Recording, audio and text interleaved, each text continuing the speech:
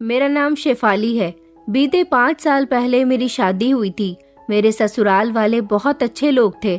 सबसे अच्छी बात ये थी कि मेरा ससुराल ज्यादा बड़ा नहीं था। घर में गिनती के सिर्फ 4 मेंबर थे। मेरे पति, मेरे सास ससुर और मेरा देवर। मेरी सास की कोई बेटी नहीं थी। मुझे और मेरे घर वालों को शुरू से ही बड़ा परिवार ज्यादा पसंद नहीं था। जिस घर में बहुत सारे मेंबर होते हैं, उस घर के एक एक मेंबर की सोच अलग होती है और आंकड़ों के हिसाब से देखा जाए तो बड़े परिवार में हमेशा लड़ाई झगड़े ही रहते हैं, जबकि छोटे परिवार में भी लड़ाई झगड़े होते हैं, मगर आंकड़ों के अनुसार बड़े परिवारों में ज्यादा लड़ाई झगड़े पाए जाते हैं। मेरे पति एक सॉफ्टवेयर इंजीनियर थे। जब मेरे सास ससुर मुझे देखने के लिए आए थे, तब उन्होंने मुझे पहली नजर में देखते ही पसंद कर लिया था। मैं ज्यादा पढ़ी लिखी तो नहीं थी, लेकिन हमारे घर का माहौल बहुत शांत था। हम 3 बहनें थीं और हमारा एक भाई था। मैं अपने घर में भाई बहनों में सबसे बड़ी थी, इसलिए मेरे पेरेंट्स सबसे पहले मेरे लिए ही रिश्ता देख रहे थे। जब अभी के परिवार वाले मेरे घर मुझे देखने के लिए आए, तो दोनों ही परिवारों के बीच जल्दी ही संबंध पक्के हो गए थे और कुछ समय के बाद मेरी शादी हो गई। मैंने देखा था कि मेरा देवर शुरू से ही बहुत शर्मीला टाइप का इंसान था। वो देखने में इतना भोला भाला और सीधा सादा था कि कभी कभी उसको देखकर मुझसे भी उसे शर्म महसूस होती थी। वो तो अपनी भाभी से भी ढंग से बात नहीं करता था। मुझे और मेरे परिवार वालों को मेरे ससुराल का माहौल बहुत पसंद आया था। मेरी सास ने अपने दोनों बेटों की परवरिश बहुत अच्छे तरीके से की थी और उनको संस्कार भी अच्छे दिए थे, जिसको देखते हुए मेरे घर वालों का दिल खुश हो गया था। उनको अभी से अच्छा लड़का मेरे लिए कहीं नजर नहीं आया और इस तरह मेरी शादी अभी के साथ हो गई थी। मेरे देवर का नाम सुशांत था और वो अपने भाई से पूरे 4 साल छोटा था। मेरे पति सॉफ्टवेयर कंपनी में काम करते थे। मेरी शादी होने के 2 साल बाद मेरे देवर की भी पढ़ाई कंप्लीट हो गई थी। उसने भी अपने भाई की ही कंपनी में नौकरी करना शुरू कर दी। दोनों भाई मिलकर अच्छा खासा कमाते थे। मेरे ससुराल का माहौल बहुत अच्छा था। ससुर मुझे बिल्कुल अपनी बेटी की तरह समझते थे। सास भी मुझे अपनी बेटी बनाकर रखती थी, क्योंकि ऊपर वाले ने उनको कोई बेटी नहीं दी थी। इसीलिए वो मेरे साथ अपने सारे अरमान पूरे कर रही थी। मुझे खुशी हुई थी और मैं अपने आप को बहुत भाग्यशाली समझती थी कि जिसे इतना अच्छा ससुराल मिला था। घर में हमेशा खुशियों भरा माहौल छाया रहता था। हम हमेशा प्रार्थना करते थे कि हमारे घर को कभी किसी की नजर न लगे। मेरी सास बहुत अच्छी औरत थी। हम दोनों मिलकर घर का सारा काम कर लिया करते थे। कभी मेरी सास की तबीयत खराब होती तो मैं सारे काम कर लेती थी, और अगर कभी मेरी तबीयत खराब होती तो मेरी सास मुझे बिस्तर तक से न उठने देती थी। इसी तरह वक्त गुजरता जा रहा था। मैं बहुत खुश थी और मेरे घर वाले भी बेफिक्र थे कि उनकी बेटी एक अच्छे परिवार में पहुंच चुकी है। मेरे देवर का भी शादी करने का कोई इरादा नहीं था। वो तो शादी के नाम से भी शर्मा जाता था और उसके गाल लाल टमाटर की तरह हो जाते थे। वो एक ऐसा इंसान था जो लड़कियों को नजर उठाकर भी नहीं देखता था। आजकल के दौर में मेरा देवर सोशल मीडिया का भी इस्तेमाल नहीं करता था। वो सिर्फ अपने काम से काम रखता था। फालतू कामों में उसका बिल्कुल भी कोई ध्यान नहीं था। इसी तरह के नेचर के मेरे पति भी थे। वो दोनों ही भाई ऑफिस की एक दिन की भी छुट्टी नहीं करते थे। दोनों फिक्र से काम करने के साथ साथ अपने माता पिता की आज्ञा का पालन भी करते थे। मेरी शादी के बाद की जिंदगी बहुत अच्छी गुजर रही थी। मेरे ससुराल वाले मुझ पर किसी तरह की कोई रोक टोक भी नहीं करते थे। एक दिन मैं और मेरी सास बैठे हुए आपस में बातें कर रहे थे। मेरी सास ने मुझे अपनी बीती हुई जिंदगी के बारे में बताया। उन्होंने कहा कि वो कई सालों पहले अपना पुराना गांव छोड़कर अपने बच्चों की अच्छी एजुकेशन के लिए ये इस जगह आकर बस गई थी। ये जगह पहले ज्यादा आबाद नहीं थी, लेकिन तुम्हारे ससुर जी को ये जगह बहुत पसंद आ गई थी, इसलिए उन्होंने ये जमीन खरीदकर घर बना लिया था और फिर धीरे धीरे हम लोग यहाँ रहते रहे। यहाँ पर आबादी होती गई और आज हम लोग इस मोहल्ले में रह रहे हैं। यहाँ लगभग सारे ही इज्जतदार, शरीफ और पढ़े लिखे लोग रहते हैं। पिछले कुछ दिनों से मैं सुन रही थी कि हमारे घर के सामने वाले घर में कुछ लोग रहने के लिए आए हैं। ये सिर्फ 2 माँ बेटी हैं। इन्होंने सामने वाला घर किराए पर लिया है। काफी समय से सामने वाला घर खाली पड़ा हुआ था। कुछ दिन गुजरने के बाद इन दोनों माँ बेटी ने अपने घर में बनी बैठक में एक ब्यूटी पार्लर खोल लिया। जिसकी वजह से आसपास की औरतें इनके पास आने लगी और उनके ब्यूटी पार्लर में काफी भीड़ रहने लगी थी।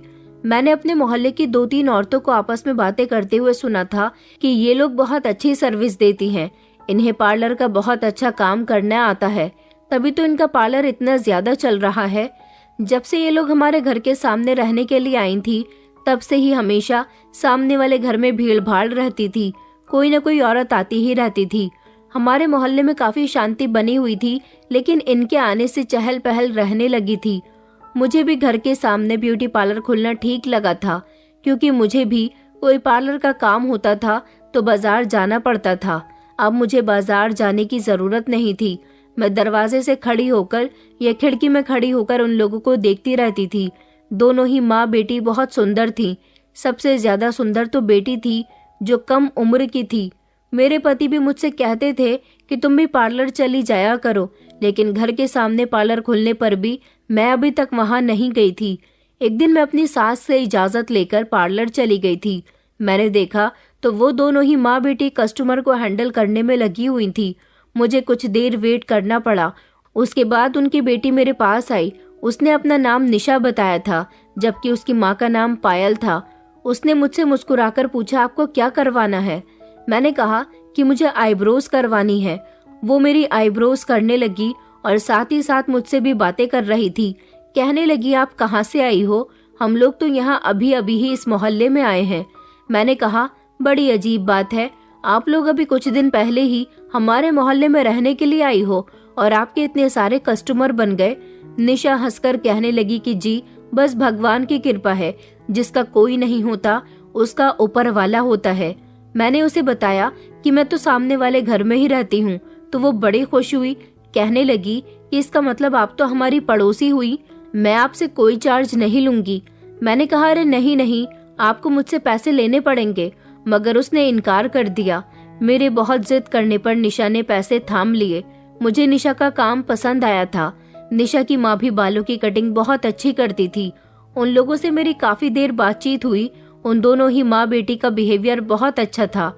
मोहल्ले में उनकी अच्छी खासी इज्जत बन गई थी, क्योंकि मोहल्ले की सारी ही औरतें उनके पास आती थीं। सुबह 8 बजे वो अपना पार्लर खोल लिया करती थीं और शाम को 4 बजे तक बंद कर दिया करती थीं। अब मेरी उनसे हर रोज बात होने लगी थी, क्योंकि शाम को फ्री होने के बाद निशा हमारे घर पर आ जाती थी, जबकि उसकी माँ घर में रहकर ही घर के सारे काम निपटाया करती थी। मैंने निशा से एक बार हंसकर बात क्या कर ली थी। मुझे भी उसका बिहेवियर बहुत अच्छा लगा था और फिर तब से ही उसने हमारे घर पर आना जाना शुरू कर दिया था। वो फौरन ही 4 बजे अपना पार्लर बंद करने के बाद हमारे घर आकर बैठ जाती थी और कहती थी कि भाभी, आपसे बातें करना मुझे बहुत अच्छा लगता है। उस समय घर में सिर्फ मेरी सास और मैं ही होते थे, क्योंकि मेरे ससुर, देवर और मेरे पति उस समय अपने अपने कामों पर होते थे। लेकिन 5 बजे तक मेरा देवर घर आ जाता था, क्योंकि उसकी ड्यूटी ऑफ हो जाती थी। अभी उसको नौकरी करते हुए ज्यादा समय नहीं हुआ था, इसलिए वो 5 बजे तक ही घर आता था। निशा इतनी सुंदर थी कि ऐसा लगता था जैसे ऊपर वाले ने उसे बहुत फुर्सत से बनाया है। कुछ वो दोनों माँ बेटी पार्लर का काम जानती थी, इसलिए उन्होंने अपने ऊपर ना जाने कैसे कैसे प्रोडक्ट्स लगाए होते थे। निशा हमारे घर आती तो अपनी गरीबी का रोना रोती रहती थी। कहती थी कि हम लोग बहुत परेशान हैं। जिस दिन से मेरा पिता इस दुनिया से गया है, हम दोनों माँ बेटी ने पार्लर चलाकर ही अपना गुजारा किया है। गरीब लोग हैं, थोड़ा बहुत कमाते हैं, किराए के घर में रहते हैं। बस ऊपर वाले से हमेशा यही प्रार्थना रहती है कि किसी दिन हम लोग अपना मकान खरीद लें और उसमें अपना पार्लर करेंगे। लेकिन जब तक अपना मकान नहीं हो जाता, किराए के घर में ही ये काम करना पड़ रहा है। निशा की माँ पायल जी को भी देखकर ऐसा नहीं लगता था कि वो विधवा हैं। ऐसा लगता था जैसे वो निशा की बड़ी बहन है। यही हाल निशा का भी था। वो हमेशा निखरी निखरी सी रहती थी, खुशबू से महकती रहती थी, बहुत चंचल बिहेवियर की थी। वो इतनी तेज आवाज में बात करती थी कि हमारे घर में उसकी आवाज गूंजती थी।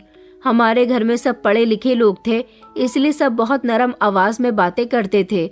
मेरी सास को उसका हमारे घर ज्यादा आना जाना पसंद नहीं था। वो मुझसे कहती थी कि ये हमारे घर क्यों आती है, ये लड़की मुझे ठीक नहीं लगती। लेकिन निशा हमारे घर इतना आती थी तो मैं उसे रोक भी नहीं सकती थी।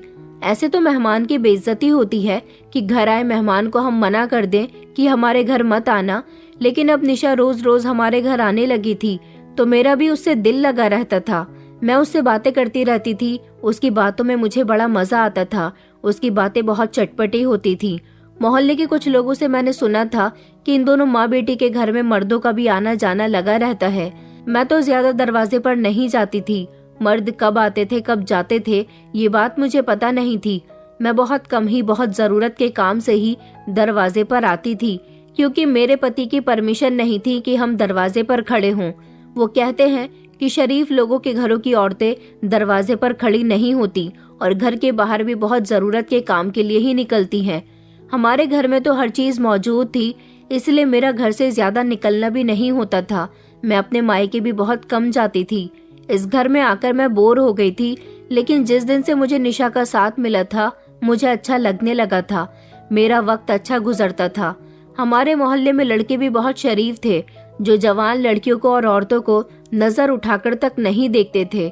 मगर मैंने सुना था कि निशा मोहल्ले के आते जाते लड़कों से बातें करती है। पता नहीं लोग उन दोनों माँ बेटी के बारे में ऐसी बातें क्यों करते थे। क्या ऐसा सच में था? क्योंकि निशा की बातों के अंदाज से मुझे ऐसा नहीं लगता था कि वो गलत कैरेक्टर की है। कुछ लोग ऐसे भी होते हैं जिनका नेचर बहुत खुले अंदाज का होता है, लेकिन आसपास की औरतों को कई बार मैंने बातें करते हुए सुना था कि ये दोनों माँ बेटी ठीक नहीं है। लोग उनकी बुराई भी किया करते थे और उनके पार्लर में जाकर उनसे अपने काम भी करवाया करते थे। बड़ी ही अजीब बात है, इस दुनिया में कुछ लोग अकेली औरतों का जीना दुश्वार कर देते हैं। मैं इस बात को बहुत अच्छी तरह से समझती थी। एक दिन मेरी बातचीत निशा की माँ से हुई थी, जिन्होंने रोते हुए मुझे अपनी दास्तां सुनाई थी। उनका कहना था कि लोग हम दोनों पर इल्जाम लगाते हैं। अगर घर में कोई मर्द नहीं होता तो लोग उस घर की औरतों पर इतने इल्जाम लगाते हैं कि वो बेचारी परेशान हो जाती हैं। एक तरह से पायल जी की बात मुझे बिल्कुल ठीक लगी थी। ये बात मोहल्ले की औरतों को अच्छी तरह से पता चल गई थी कि निशा का हमारे घर पर आना जाना बहुत है। एक दिन हमारे पड़ोस में रहने वाली सोनिया भाभी हमारे घर पर आई और मुझसे कहने लगी कि शेफाली, ये दोनों माँ बेटी ठीक नहीं है, पता नहीं कहाँ से आ गई हैं हमारा मोहल्ले का माहौल खराब करने के लिए। बहुत ही अजीब औरतें हैं, इनके आगे पीछे कोई भी नहीं है, इनका कोई रोक टोक करने वाला भी नहीं है। तुम इस लड़की को अपने घर मत बुलाया करो। तुम्हारे घर का माहौल बहुत अच्छा है। तुम्हारे पति के साथ साथ तुम्हारे घर में एक जवान देवर भी है। इस लड़की से सावधान रहना, इन दोनों के रंग ढंग ठीक नहीं लगते। मैंने इस समय सोनिया भाभी से कहा था कि हमें किसी के बारे में ऐसी बातें नहीं करनी चाहिए। आपको शर्म नहीं आती उनके बारे में ऐसा कहते हुए? मैं जानती हूँ कि आप ऐसी बातें क्यों कर रही हो। हमारे समाज में औरतों को सुकून से जीने नहीं दिया जाता। जो अपने पैरों पर खड़ी होना चाहती हैं, उन पर इतने इल्जाम लगा दिए जाते हैं कि वो कभी कामयाब होने के बारे में सोचती भी नहीं है। वो दोनों बहुत अच्छी हैं। सोनिया भाभी को गुस्सा आ गया। उन्होंने कहा कि अच्छा तो ठीक है, मैंने तो तुम्हें समझाने के लिए ही कहा था, आगे तुम्हारी मर्जी। मुझे उनकी बातों पर गुस्सा आया था। उन्होंने मुझसे ऐसी बात कही ही क्यों थी? मेरी सास इतनी अच्छी थी, लेकिन वो भी मोहल्ले के लोगों की जैसी ही हो गई थी। उन्हें हमारे घर में निशा का आना बिल्कुल भी पसंद नहीं था। वो हमेशा उस पर रोक टोक करती रहती थी। कहती थी कि ये लड़की बहुत मेकअप करती है, इनके कपड़े पहनने का तरीका देखा है, उनके बोलने का तरीका देखा है, इनके चाल चलन ठीक नहीं लगते। लेकिन मैंने अपनी सास से भी निशा की खातिर नाराजगी मोल ले ली थी। निशा से मेरी दोस्ती इतनी गहरी हो गई थी, अब वो अपने काम से फ्री हो जाने के बाद रात तक के लिए मेरे पास आ जाती थी और फिर रात को मेरे पति के आने से पहले ही अपने घर चली जाती थी। एक दिन मेरी सास ने मेरे पति से इस बारे में शिकायत कर दी। मेरे पति ने अपनी माँ से कहा कि वो जवान लड़की है, अगर हमारे घर आ जाती है तो कोई बात नहीं, इसमें बात को बढ़ाने की क्या जरूरत है। इस बात पर मेरी सास खामोश हो गई थी, क्योंकि मेरे पति को इस बात से कोई एतराज नहीं था, बल्कि उनको तो अच्छा लगता था कि उनकी पत्नी की कोई तो दोस्त बनी। पहले मैं हमेशा अपने पति से यही शिकायत करती रहती थी कि मैं सारा दिन घर में बोर हो जाती हूँ, घर के काम भी ज्यादा नहीं होते जो मेरा ध्यान बटा रहे। अब जब से मुझे निशा का साथ मिला था, मैंने अपने पति से शिकायत करनी भी छोड़ दी थी। मुझसे अगर कोई निशा के खिलाफ एक शब्द भी बोलता, मैं उसे अच्छी तरह से झाड़ देती थी कि किसी की दोबारा हिम्मत नहीं होती थी मुझसे उनकी बुराई करने की। मुझे तो लोगों पर भी गुस्सा आता था कि वो किस तरह एक विधवा औरत और बेसहारा लड़की की बुराई किया करते थे, बल्कि मोहल्ले वालों को तो उन दोनों का ख्याल रखना चाहिए था। निशा के पास दुनिया जहाँ की बातें होती थी, हमारे घर में उसकी हंसी गूंजती थी। उस दौरान मेरे देवर की तबीयत कुछ ठीक नहीं थी, इसलिए वो 2-3 दिन के लिए अपने ऑफिस से छुट्टी लेकर आ गया था ताकि घर में आराम कर सके। अब वो घर पर होता था और शाम को निशा आ जाती थी। बातें करते समय वो जोर जोर से हंसती थी। मेरी सास ने एक दिन तो निशा को खुद ही डांट लगा दी थी। कहा था कि इतनी जोर जोर से बोलने की क्या जरूरत है, और शेफाली तुम इससे कुछ नहीं कहती? तुम्हें नहीं पता कि तुम्हारा देवर घर में है, उसकी तबीयत ठीक नहीं है। जब किसी इंसान की तबीयत खराब होती है तो उसे शांति अच्छी लगती है। मेरी सास की डांट सुनकर कुछ देर के लिए निशा खामोश हो गई थी, लेकिन थोड़ी देर बाद उसने फिर से तेज आवाज में बातें करना शुरू कर दिया था। मगर वो चौंक भी रही थी कि घर में तुम्हारा देवर भी है। मैंने उसे बताया कि मेरा देवर बहुत अच्छा है, शरीफ है, पढ़ा लिखा है, उसे वैसे भी शांति बहुत पसंद है। बल्कि वो खुद भी जब बात करता है तो ज्यादा शोर शराबा नहीं करता। हमारे घर का माहौल ऐसा नहीं है, हम एक दूसरे से बहुत इज्जत से और लिहाज से बात करते हैं। ये बात सुनकर तो जैसे निशा की समझ में कुछ नहीं आया था। मेरे समझाने पर और मेरी सास की डांट पर भी वो बाज नहीं आई थी, जानबूझकर जोर जोर से बातें कर रही थी। अगले दिन फिर से जब निशा हमारे घर आई तो जोर जोर से बातें कर रही थी। मैंने उससे कहा कि निशा, घर पर मेरा देवर मौजूद है, उसे ये सब कुछ पसंद नहीं है। मैंने तुम्हें कल भी बताया था, प्लीज थोड़ी हल्की आवाज में बात किया करो। उसने अभी तक मेरे देवर को नहीं देखा था, जबकि वो मेरे पति को आते जाते देख चुकी थी।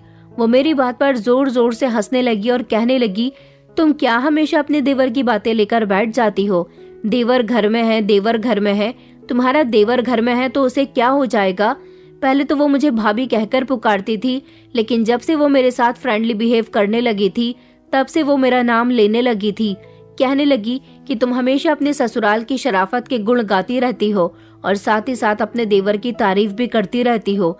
मैं जब जोर से बोलती हूँ तो तुम मुझे डांट देती हो। तुम मेरी कैसी सहेली हो? मैंने कहा, यार मेरा देवर बहुत अलग है, वो मेरे ससुराल वालों की तरह शांत है। मैंने तुम्हें बताया था ना, इसलिए मैं नहीं चाहती कि उसकी तबीयत खराब है, उसे डिस्टर्ब हो और वो परेशान हो जाए। वो कहने लगी कि मैं तुम्हारे देवर का नाम सुन सुनकर पक गई हूँ, हमेशा तुम मुझे बोलने से मना करती रहती हो। मैंने कहा, मैंने तुम्हें बोलने से मना नहीं किया, तुम बात करो मगर धीमी आवाज में बात किया करो, जिससे किसी को कोई दिक्कत ना हो। वो कहने लगी कि अच्छा, धीमी आवाज में ही बात कर रही हूँ। उसके बाद वो जोर जोर से हंसती और फिर से जोर जोर से बोलना शुरू कर देती थी। अब उसको तो जिद लग गई थी कि वो मेरे देवर से मिलना चाहती है। मैंने कहा, जब तक तुम्हारी आवाज आती रहेगी वो कमरे से बाहर निकलेगा ही नहीं। उसे लड़कियों से बहुत शर्म आती है, बल्कि जिस जगह औरतें और लड़कियां होती हैं वो उस जगह जाता ही नहीं है। वो कहने लगी कि अच्छा, तो तुम्हारा देवर इतना शरीफ है। उसने कहा, अगर एक बार तुम्हारे देवर ने मुझे देख लिया तो उसकी पुरानी आदत हमेशा के लिए खत्म हो जाएगी। उसने अदा बनाकर मुस्कुराकर कहा था और कहने लगी कि आज तो मैं तुम्हारे देवर से मिलकर ही जाऊंगी। मैंने कहा, ये तुम कैसी बातें कर रही हो?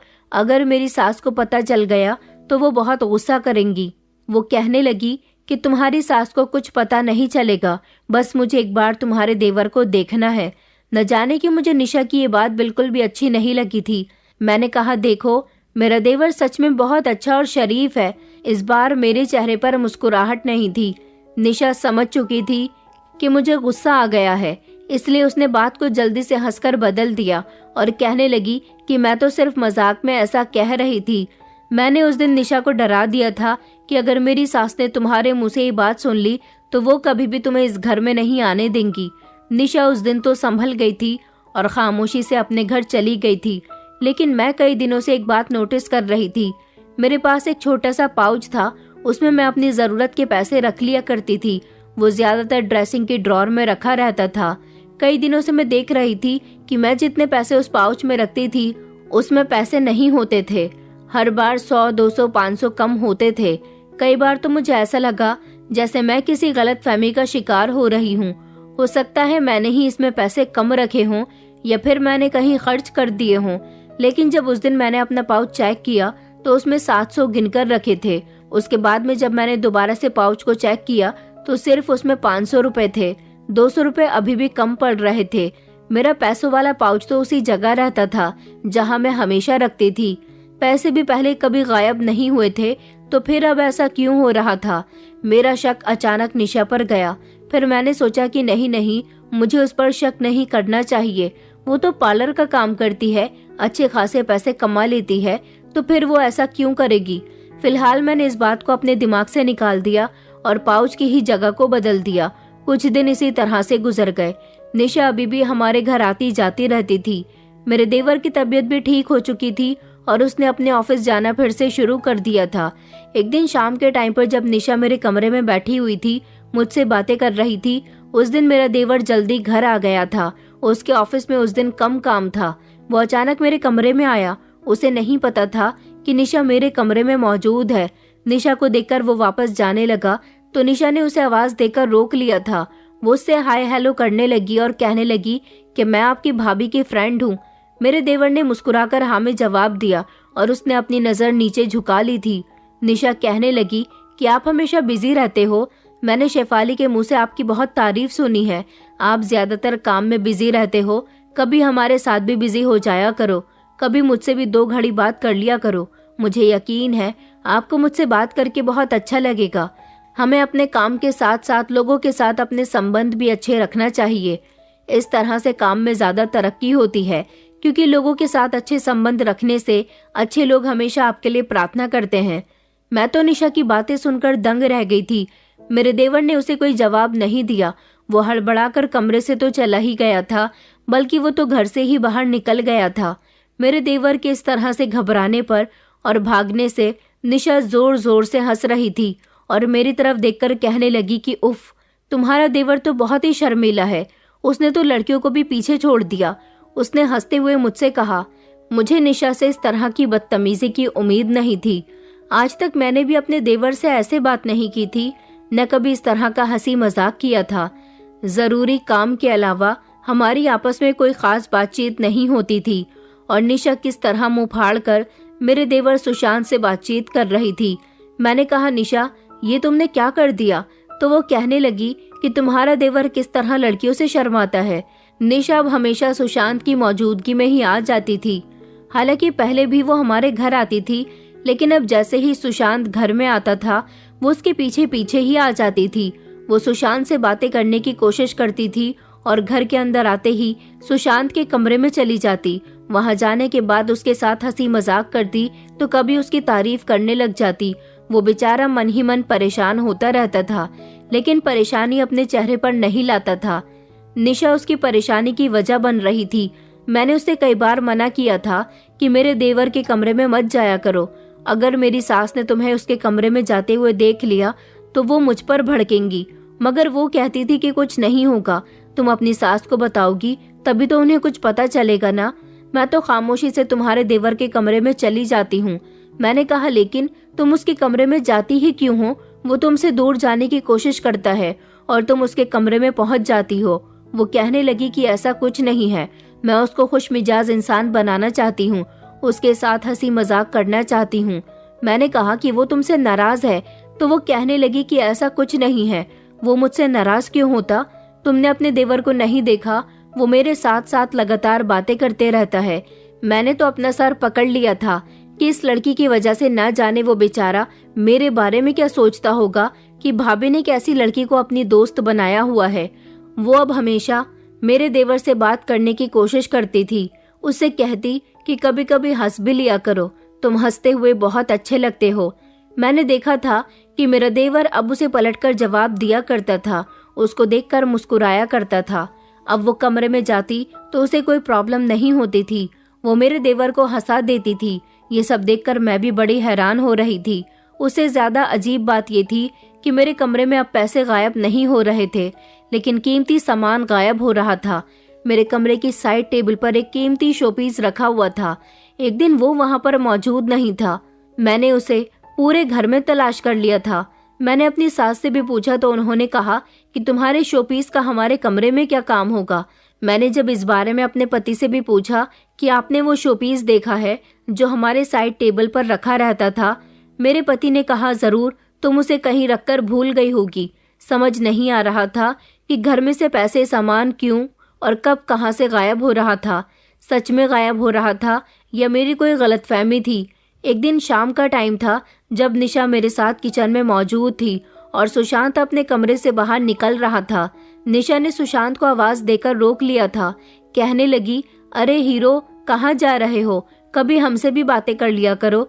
सुशांत कहने लगा कि बस मैं बाहर अपने दोस्त से मिलने के लिए जा रहा हूँ। वो उसकी बातों पर बहुत मुस्कुराया करता था। उसने कहा, बस हमेशा अपने दोस्तों से ही बातें करते रहते हो। मेरा नंबर भी अपने मोबाइल में सेव कर लो, किसी दिन काम आएगा। मैंने चौंक कर निशा को देखा और उसे खामोश रहने का इशारा दिया। उसी समय मेरे ससुर आ गए थे। उनको आते देखकर सुशांत घबरा गया और फौरन ही वहां से गायब हो गया। ससुर जी के जाने के बाद मैंने निशा से कहा, ये तुम्हारी क्या हरकत है? इस तरह किसी को फोन नंबर देना अच्छी बात नहीं होती। वो कहने लगी, अरे मैं तो तुम्हारे शरीफ देवर को अपना नंबर दे रही हूँ। शरीफ लोगों को तो अपना फोन नंबर दे ही देना चाहिए ना। मुझे ना जाने क्यों अब निशा से चिढ़ होने लगी थी, क्योंकि वो हमारे घर में कुछ ज्यादा ही दखलंदाजी करने लगी थी। मेरे कमरे के अलावा वो कहीं नहीं जाती थी और अब उसने सुशांत के कमरे में भी जाना खूब शुरू कर दिया था। सुशांत था तो इतना शर्मीला, लेकिन अब उसकी धीरे धीरे निशा से झिझक टूटती जा रही थी। वो हर रोज निखरी निखरी और खुश रहती थी। सुबह के समय जब उनके यहाँ ढेर सारे कस्टमर आते तो वो दोनों माँ बेटी इतनी बिजी होती थी कि उन्हें किसी से बात करने की भी फुर्सत नहीं थी। इतने ज्यादा कस्टमर इन दोनों माँ बेटी के पास आते थे कि हम हैरान रह गए थे, क्योंकि अब मोहल्ले की औरतें ही नहीं बल्कि दूर दूर की औरतें भी उनके पास आने लगी थी। अब मैं सोचती थी कि निशा मेरे घर आना जाना कम कर दे, क्योंकि वो मेरे देवर के साथ कुछ ज्यादा ही नजदीकियां बढ़ाने लगी थी और अगर कोई गड़बड़ी हो गई तो मेरी सास मुझे नहीं छोड़ेंगी। एक दिन मैं छत से नीचे आ रही थी जब मैंने देखा कि निशा घर के अंदर घुसी चली आ रही है और सीधा सुशांत के कमरे की तरफ जा रही है। मैं फौरन ही उसके पीछे गई और मैंने उसे बाजू से पकड़ लिया। कहा कि तुम ये क्या हरकत कर रही हो? तो वो कहने लगी कि छोड़ो मेरा हाथ, ये क्या बदतमीजी है शेफाली। मैंने कहा, तुम कहाँ जा रही हो? कमरे में सुशांत मौजूद है। तो वो कहने लगी कि हाँ मैं जानती हूँ, सुशांत के साथ मेरी दोस्ती हो गई है।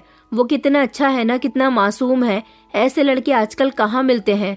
मैंने उसे घूर कर देखा और कहा कि तुम बाज आ जाओ, उसे तंग करना बंद कर दो, वो ऐसे मिजाज का नहीं है। उसने कहा कि सारे मर्द एक जैसे ही होते हैं और उसने एक ही झटके से अपने हाथ मुझसे छुड़ा लिए थे और मेरे रोकने के बावजूद भी वो मेरे देवर के कमरे में चली गई थी।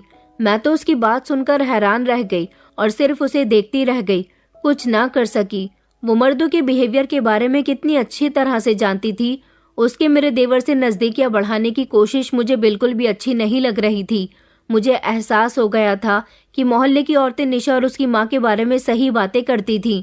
निशा में शर्म वाली कोई चीज नहीं थी। वो कभी कभी तो मुझसे भी ऐसे खुल खुलकर बातें करती थी कि मैं अपने कानों को हाथ लगा लेती थी। वो जवान लड़की थी और शादीशुदा लोगों के बारे में बहुत अच्छे तरीके से जानती थी। मैं उसकी दोस्त बन गई थी, इसलिए वो मेरे साथ खुलकर बातचीत करती थी। मगर उसका मेरे देवर के साथ इस तरह का बातें करना मुझे बिल्कुल पसंद नहीं आ रहा था। ऊपर से मुझे अपने सास ससुर का डर था।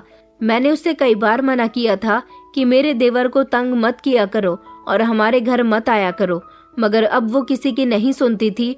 तो तंग आकर मैंने अपनी सास से उसकी शिकायत कर दी। मैंने अपनी सास को बता दिया कि निशा सुशांत से फ्री होने की कोशिश करती रहती है।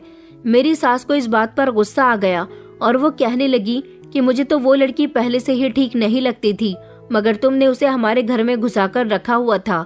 निशा मेरी तो कोई बात नहीं मानती थी, इसलिए मेरी सास ने ही उससे थोड़ा गुस्से से बात की थी कि वो हमारे घर पर अब ना आया करे। हमारे घर का ऐसा खुला माहौल नहीं है जिस तरह की वो है। उसे मेरी सास की बात पर बुरा लग गया था और उसने हमारे घर पर आना जाना बंद कर दिया था। एक तरह से ये अच्छा ही हुआ था। मुझे तो ये डर था कि वो अपनी बातों में और अपने खूबसूरत अदाओं में मेरे देवर को न फंसा ले। वो बहुत चालाक लड़की थी, मैं उसे जान गई थी। उसका हमारे घर पर आना जाना बंद हुआ तो मुझे कुछ सुकून मिल गया था, क्योंकि अब हमारे घर में शांति रहती थी। लेकिन मेरा देवर मुझे बहुत बदला बदला सा लगता था। मेरा देवर अब ऑफिस की भी बहुत छुट्टियां करने लगा था और वो पैसों की इतनी फिजूल खर्ची करता था कि उसका कोई हिसाब ही नहीं था। एक दिन रात के समय मैंने अपने पति और सुशांत को आपस में बातें करते हुए सुना था। मेरे पति सुशांत को समझा रहे थे। उससे कह रहे थे कि तुम कितनी फिजूल खर्ची करने लगे हो, तुम अपने महीने की सैलरी में से घर में कुछ भी नहीं दे रहे हो, ये तुम क्या करने लगे हो। मेरा देवर अपने भाई को कोई जवाब नहीं दे रहा था, बस खामोशी से उनकी बात को सुन रहा था। निशा अब समझ गई थी कि मेरी सास ने उसे मना किया था। मुझे अफसोस होता था कि मैंने उसकी शिकायत अपनी सास से कर दी थी, इसलिए उसका आना हमारे घर पर बंद हो गया। लेकिन वो ऐसी हरकतें ना करती तो शायद मुझे भी ऐसा करना ना पड़ता। वक्त इसी तरह से गुजरता जा रहा था। मैं कभी कभी निशा के घर जाकर उसकी मम्मी या उससे अपने एक दो काम करवा लेती थी। अब हम दोनों के बीच दोस्ती भी नहीं रही थी, क्योंकि वो मुझसे अपने पार्लर में भी कोई बात नहीं करती थी, बस मुंह बनाए रखती थी। सुशांत भी हमेशा अब घर के सामने ही देखता रहता था। ऐसा लगता था जैसे वो निशा की हंसी मजाक का आदी हो गया है। मैंने सुशांत में नोटिस किया था कि वो अब ज्यादातर समय अपने मोबाइल के साथ बिताने लगा था। मोबाइल में कुछ देखता रहता और खूब मुस्कुराता रहता था। वो पहले से बिल्कुल चेंज हो गया था। घर में भी ज्यादा रहने लगा था और घर के दरवाजे पर भी खड़ा हो जाता था। मेरे देवर के रंग ढंग कुछ बदले बदले से लग रहे थे। मेरी सास भी सब कुछ नोटिस कर रही थी, इसलिए उन्होंने अपने पति से बात कर ली थी और उनसे कहा था कि वो अब जल्द से जल्द सुशांत की भी शादी करना चाहती हैं। मेरे ससुर ने उनको परमिशन दे दी थी। सास और मैं एक दिन सुशांत के लिए लड़की देखने के लिए चले गए थे। हमें वो लड़की पसंद आई। घर आकर जब हमने इस बारे में सुशांत से बात की तो वो भड़क उठा था। पहली बार हमने उसको भड़कते हुए देखा था। सुशांत कहने लगा कि आप लोग मेरी मर्जी के बिना मेरा रिश्ता कैसे पक्का कर सकती हो। मैंने कब कहा था कि मेरे लिए लड़की देखना शुरू करो। मेरी सास कहने लगी कि ये तुम किस अंदाज में बात कर रहे हो। अचानक मेरा देवर खामोश हो गया और उसने शादी करने से इनकार कर दिया।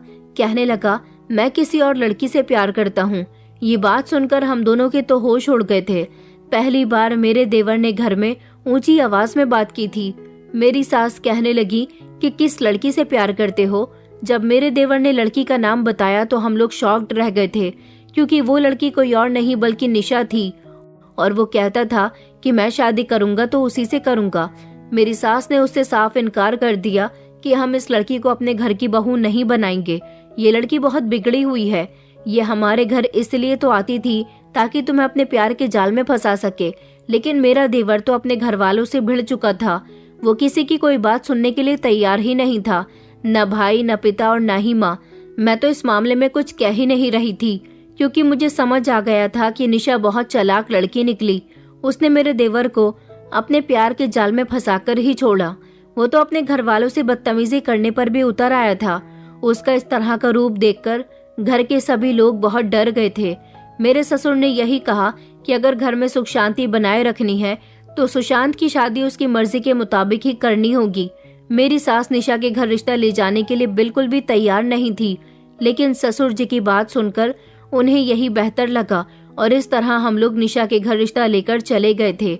सबसे अजीब बात ये थी कि निशा बहुत महंगे कपड़े पहन रही थी। उनके घर की एक एक चीज बदल गई थी।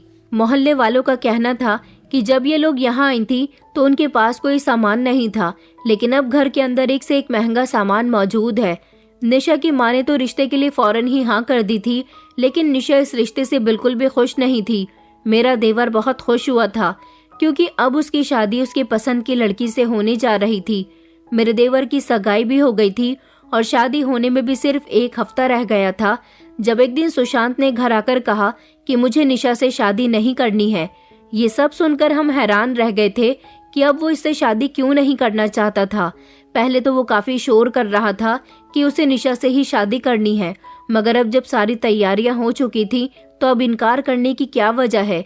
जब मैंने सुशांत से पूछा कि अब क्या बात हो गई तो उसने मुझे एक ऐसी बात बताई जिसने मेरे होश उड़ा दिए थे। सुशांत ने कहा कि जैसे जैसे मेरी शादी के दिन करीब आ रहे हैं वैसे वैसे ही हर दिन मुझे निशा की एक नई सच्चाई का पता चल रहा है। निशा और उसकी माँ कैरेक्टर की बिल्कुल भी ठीक नहीं है, और तो और वो लोग छोटी मोटी चोरियां भी करती हैं। निशा ने मुझसे ही अफेयर नहीं चलाया, बल्कि वो मोहल्ले के न जाने कितने लड़कों से अफेयर चलाए हुए है। मैंने उसके घर रिश्ता भेज दिया है और हमारी शादी के कार्ड भी मोहल्ले में बट गए हैं। जब उसके 2-3 आशिकों को इस बारे में पता चला तो उन लोगों ने मुझे बताया कि तुम जिस लड़की से शादी करने जा रहे हो उससे तो हम भी मोहब्बत करते हैं। एक ने नहीं बल्कि 4 लड़कों ने मुझे एक जैसी बात कही तो मैं समझ गया कि ये लड़की मेरे लिए ठीक नहीं है और इस लड़की की वजह से मैंने अपने घर वालों से भी झगड़ा मोल लिया था, अपने माता पिता के साथ बदतमीजी की थी। वो मोहल्ले के बहुत सारे लड़कों से फोन पर बातें करती है, उनसे मीठी मीठी बातें करके पैसे वसूलती है। मैं उससे शादी नहीं करूंगा। मेरे देवर को वक्त पर ही हकीकत का पता चल गया था, इसलिए उसने समझदारी दिखाई कि शादी होने से पहले ही निशा से सारे संबंध खत्म कर दिए। लेकिन मेरा देवर अंदर से टूट कर रह गया था। वो निशा से बहुत मोहब्बत करता था। उसे नहीं पता था कि निशा धोखेबाज लड़की है।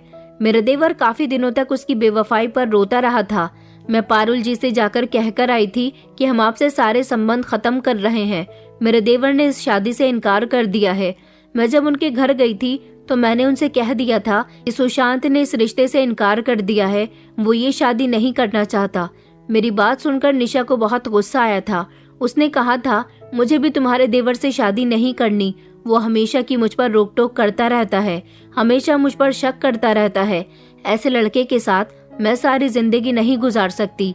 निशा ने मेरे देवर का काफी सारा पैसा खाया था। अभी तक मेरा देवर जितनी भी अपनी कमाई लुटा रहा था वो निशा पर ही तो लुटा रहा था। निशा हमेशा उससे महंगे महंगे तोहफों की डिमांड करती रहती थी और मेरा देवर खुशी खुशी उसे सब कुछ देता रहता था। तभी तो मेरा देवर इतने फिजूल खर्च करने लगा था। हमें लगा कि मेरा देवर अब शांत बैठ गया है, लेकिन कुछ दिन बाद एक नई खबर ने हमारा दिल दहलाकर रख दिया था।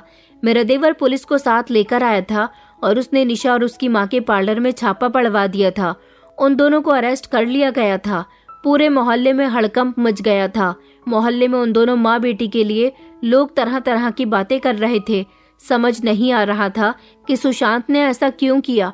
वो उससे मोहब्बत करता था तो उसे इस तरह उन दोनों को पुलिस के हवाले भी नहीं करना चाहिए था।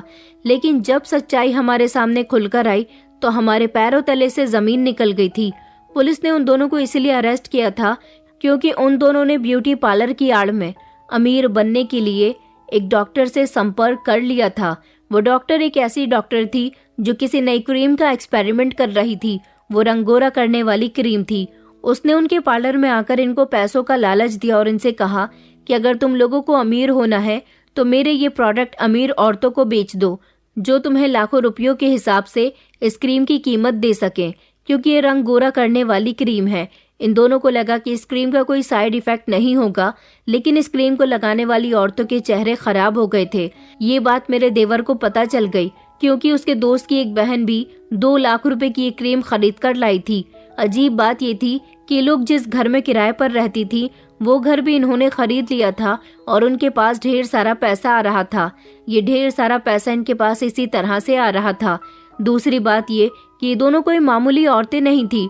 निशा और उसकी माँ हर जगह अपनी पहचान बदलकर, अपने कपड़े पहनने का तरीका बदलकर, अपने रहन सहन का तरीका बदलकर रहा करती थी और वहाँ पर लोगों से जान पहचान बढ़ाती, उनको अपनी मजबूरियाँ सुनाती और उनके घर में घुसकर चोरी चकारी करके वहाँ से अच्छा खासा हाथ साफ करने के बाद ये लोग दूसरे शहर चली जाती थी और दूसरे शहर में भी किसी नए तरीके से चोरी को अंजाम देकर वहाँ से भी भाग निकल आती थी। इन दोनों का यही धंधा था। लेकिन यहाँ आने से पहले ये लोग किसी बहुत बड़ी चोरी को अंजाम देकर आई थी। एक इतनी बड़ी चोरी जहाँ इन्होंने बहुत बड़ा हाथ मारा था। पुलिस हर जगह इन्हें ढूंढ रही थी मगर इनको पकड़ नहीं पाती थी।